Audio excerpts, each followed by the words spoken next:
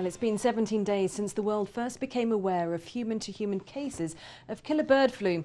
In those 17 days, the world has watched in fear as the deadly virus spreads around the world at an alarming rate.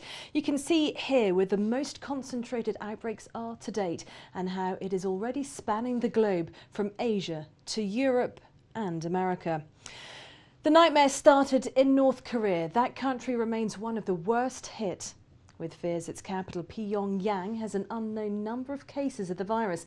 The global pandemic alert status has been raised to phase 5, that's significant human-to-human transference of the disease.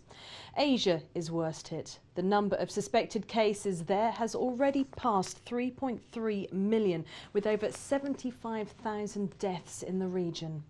In Hong Kong, troops have been brought in to control the Shenzhen border. Hospitals throughout the region are already under extreme pressure, with many having to close and turn people away. Businesses have also been badly hit, as thousands of workers stay away. But in Japan, things are slightly different.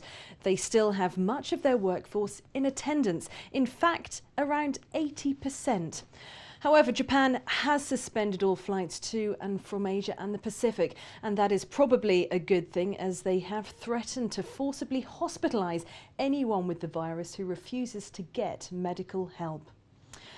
Well, in the United States, there have been around 10,000 confirmed cases in total, most of those along the western seaboard and mostly concentrated in and around San Francisco. Fears those returning from the Far East carried the infection with them. And as a precautionary measure, all international flights have been cancelled, leaving thousands stranded.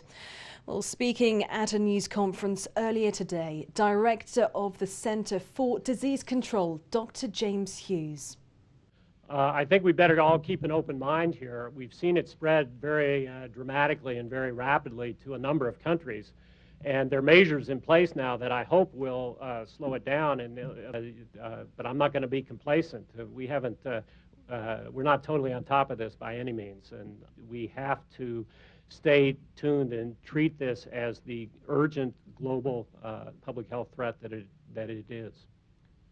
Over to Europe, the first viral deaths have now been reported in Frankfurt and London. Hospitals there being inundated with people seeking reassurance, and it's feared the number of cases across Europe could already have topped 50,000.